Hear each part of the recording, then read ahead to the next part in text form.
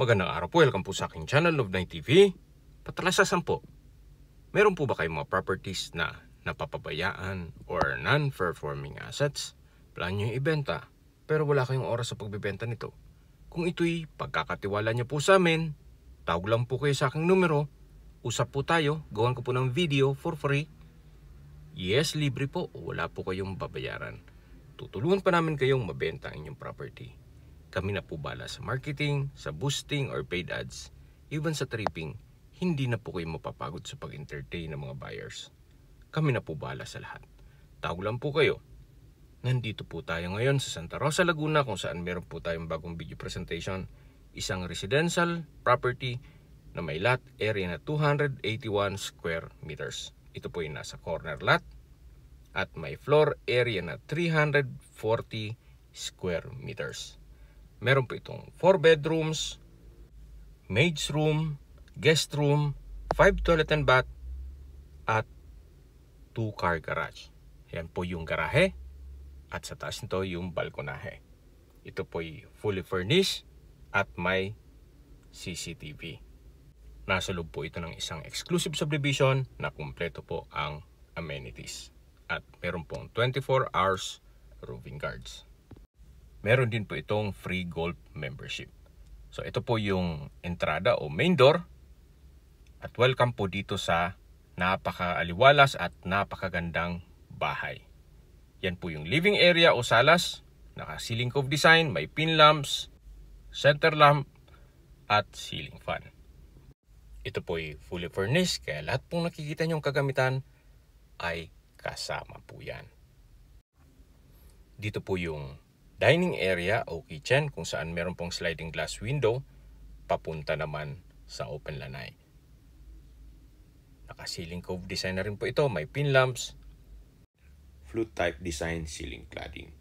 Ito naman po yung access door o sliding glass door papunta naman sa open lanai.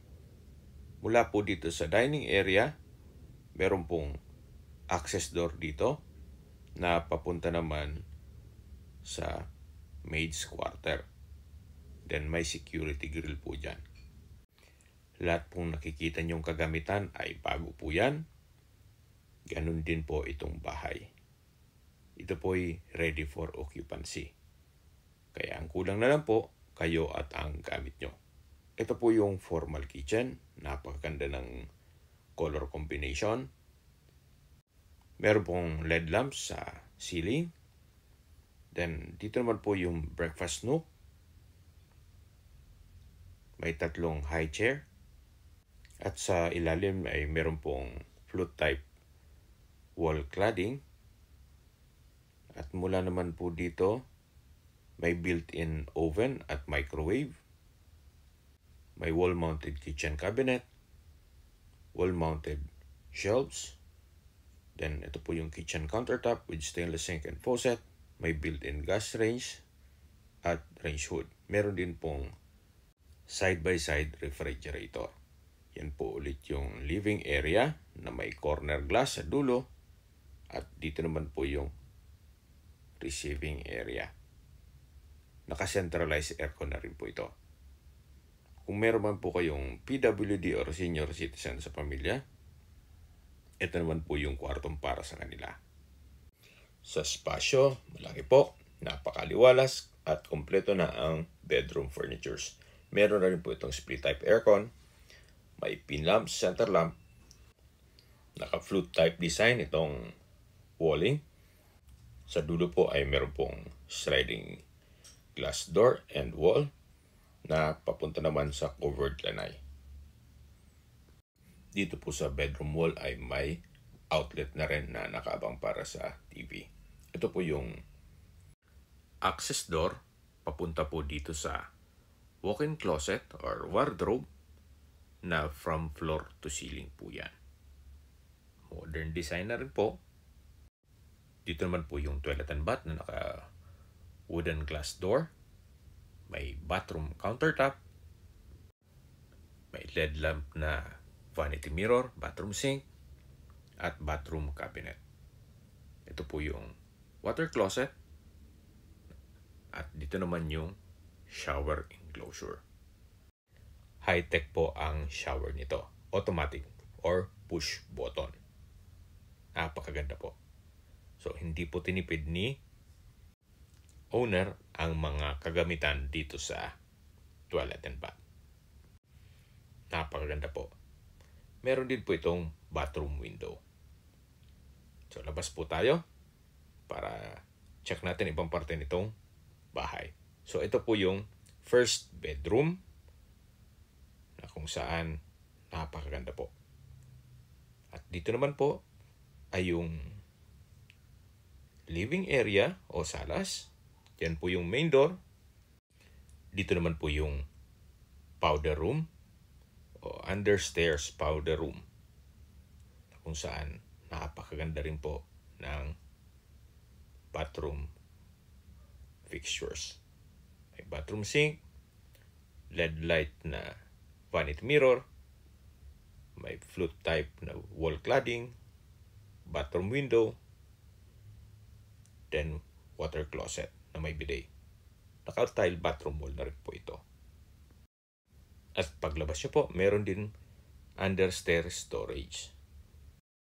Mula po dito sa powder room, matatanaw nyo na yung living area o salas, yung breakfast nook, then sa dulo po yung dining area.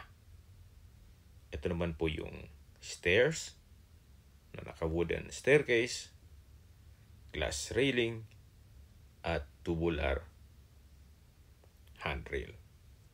Meron din pong staircase window na nag-serve as natural sunlight.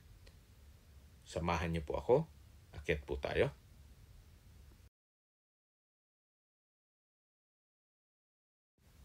Nandito na po tayo sa second floor na kung saan ito po yung hallway. Meron pong human size work of art. Napakaganda po. At ito po yung family area. Naka-glass wall and door. Napakalaki po ng espasyo nito. Kompleto na rin po ang furnishings dito. Naka-flute type na wall. Then, ito pong ceiling ay may ceiling fan, may pin lamps, tile flooring, then may centralized aircon. At check po muna natin itong first bedroom. Napakalaki po ng espasyo. Then meron pong modern design na wardrobe. From floor to ceiling po yan. Napakalaki po. Sa espasyo naman, napakalaki po. Meron po itong mga sliding glass window. May split type aircon, naka-ceiling cove design, may center lamp, may pin lamp, at kompleto na rin po ang bedroom furnitures. Naka-tile flooring na rin po ito. Meron rin pong mga outlet sa gilid nito at may sariling toilet and bath. At po sa toilet and bath may bathroom countertop, bathroom sink, bathroom cabinet, then vanity mirror. May water closet with bidet, shower enclosure, then naka-tile bathroom wall with bathroom window. So ganun din po, may overhead shower at automatic din po ito or push button. May towel rack din po dito. So itong henyo po ulit, itong first bedroom dito sa second floor na napakaaliwalas. So lalabas po tayo. Mula po dito sa first bedroom, ito ulit yung family area. Ito pong family area ay napakalawak. At lilipat po tayo dito sa second bedroom. So kompleto din po ang bedroom furnitures. May window type aircon, may pin lamps, center lamp, naka-tile flooring, may mga outlet na rin, at may sariling toilet and bath. May bathroom countertop with bathroom sink, vanity mirror, bathroom cabinet, water closet with bidet, shower enclosure, at overhead shower. So ganun din po. Ito po'y automatic o push button na rin. Naka-tile bathroom wall at meron pong bathroom window. Yan po ulit yung second bedroom dito sa second floor na may wardrobe. Balikan po ulit natin itong family area na napakaganda, napakaliwalas. Then, na-maximize pa po ang space. Meron pa pong stock room dito na kung saan sakto lang ang espasyo nito. Kaya sarap pong pagmasdan o balik-balikan itong family area na kung saan dito kayo magbabanding na magpamilya. Mas lalo kung may mga free time at nakumpleto po kayo. Okay, labas po tayo. So, nandito po ulit tayo sa hallway at yan yung hagdan at staircase window. Then, ito naman po yung master's bedroom. Ito pong master's bedroom ay napakalaki ng espasyo. Kumpleto po ang bathroom fixtures. May ceiling fan, naka-ceiling cove design, may pin lamps. Then may hanging lights. Then sa dulo po ay may flute type na bedroom wall. Dito naman po yung wardrobe na from floor to ceiling. O modern design wardrobe. Naka-tile bathroom wall na rin po ito. Yan po, napakaganda po. Then meron pong glass shelves. At dito po, pag binuksan nyo, ay automatic na po yan. Pag open nyo, ay naka-on na ang ilaw. Then naka-soft close hinges na rin po siya. Napakaganda po ng disenyo. So yan po yung flute type design. Tunghayin nyo po itong napakagandang bedroom na may split type aircon na rin. Meron pong sliding glass window. Then sa dulo may corner window. Then may drawer and dresser. May sariling toilet and bath na rin po dito. May bathtub, naka-tile bathroom wall with bathroom window. Then may towel rack, shower enclosure, at bathroom countertop. Meron pong dalawang bathroom sink na may malaking vanity mirror, may hanging lamp, at bathroom cabinet. May water closet. Ito pong shower enclosure. Then, naka-tile bathroom wall na rin po dito. At may overhead shower. Premium tiles po ang ginamit dito sa bathroom wall. Yan po yung bathtub. So, lalabas po tayo. So, tunghayin nyo po ulit itong master's bedroom na napakaganda at napakaliwalas. Okay, lalabas na po tayo. So, balik po ulit tayo dito sa hallway. May corner window. Yan po yung glass door papunta sa family area. At ito naman yung access door papunta dito sa balkonahe o terrace. Kung meron pong okasyon, pwede pong ganapin dito, gawa ng napakalaki din po nito. Naka-tubular railing, then tile flooring, at meron na ring mga outlet sa gilid nito. So hanggang sa dulo po yan, dun sa may master's bedroom. Yan po yung harapan ng bahay, kung dito sa taas, at ito naman yung paligid nito. Napakatahimik po ng lugar, sariwang hangin. Sa klima naman, banayad lang, hindi naman siya ganun kainit at hindi naman ganun kalamig. Sakto lang po. So, nandito po ulit tayo sa hallway.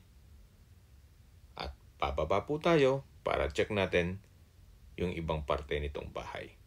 Yan po yung staircase window na nag-serve sa as natural sunlight. At ito pong staircase wall, pulido po ang pagkapalitada. Kaya quality po ang pagkagawa nito. Mula po dito sa hagdan, yan po yung living area. Then sa dulo naman po ay dining area at dito naman yung formal kitchen na may hanging linear light. So habang naglilibot po tayo, masingit ko lang po. Kung sakali man po na ma-acquire nyo ito, meron na pong free golf membership. Nasa loob po ito ng isang exclusive subdivision na 24 hours po ang security. Kaya safe na safe po kayo dito. Ito po yung maid's room, nakalock po kaya hindi natin mabuksan. At dito naman yung security grill papunta dito sa service area. Meron pong countertop, then may built-in cabinet, may mga pin lamps dito sa ceiling, at sa dulo ay may stainless sink with faucet. Dito naman po ay naka-landscape na. Yan po yung perimeter fence. Hanggang dito po yan. At ito po'y corner lot. Ito po yung open lanai. Yan po yung sliding glass window papunta sa dining area. May pathway po dito. Then, meron rin pong mga ornamental plants sa gilid nito. Yan po yung corner window sa may living area. At dito naman po may security grill na malapit dito sa main door. Ito po yung harapan ng bahay. Napakaganda po. So, habang pinagmamasdan niyo po ito, pag-usapan na natin ang distance, location at travel time. Mula po sa Nuvali, ang distance is 3.3 kilometers at ang travel time is 7 minutes. Sa Nuvali po ay kompleto na rin gaya ng schools, hotels, restaurants, banks, at iba pang business establishments. Meron din pong malapit na hospital doon. Kaya yan po yung lagi kong binabanggit sa inyo na dapat nyo i-consider sa paghanap ng property yung meron pong malapit na hospital. Hindi ko naman po sinasabing sakitin kayo. Yan naman po ay for emergency purpose lang naman. Mula naman po sa University of Santo Tomas, Santa Rosa Campus, ang distance is 14.2 kilometers at ang travel time is 26 minutes. Kung manggagaling naman po sa Tagaytay, ang distance is 21.1 kilometers at ang travel time is 54 minutes. Mula naman po sa airport, ang distance is 38.3 kilometers at ang travel time is 40 minutes. Okay, sa presyon po tayo. Binebenta po ito ni owner sa halagang 36 million pesos. Kung may mga katanungan po kayo or gusto nyo magpaset ng tripping dito sa property ito, tawag lang po kayo sa aking numero. At sa mga kababayan naman natin na sa ibang bansa, meron po akong Telegram. Sa mga iPhone user man, may iMessage. Meron din pong Imo, Skype, Viber at WhatsApp. Same number lang po, 0917-316-3399. Sa mga nagtatanong naman po ng aming Facebook, meron po aming Facebook page na Nov9 TV at Facebook Reels Video. Makisuyo po, paki-like and follow na rin. Meron din po kami ibang YouTube channel na The Nov9 TV channel at AC Listings. Sana po naibigyan yung aming video presentation. Paki-like and subscribe na po sa aking channel para ma-update din po kayo sa aking future listings. Kung sakali po hanap niyo yung mas malaking sukat ng lupa, meron din po kaming ibang listings na pwede niyong pagpilian. Huwag po kayong mag-atubiling tumawag sa amin, then let us know your budget para malaman namin kung anong property pwede namin i-alok sa inyo. Sa lahat pong viewers, subscriber at nagtiwala po sa amin, salamat po sa suporta. Ingat po kayo lagi at inyong pamilya. Maraming salamat po.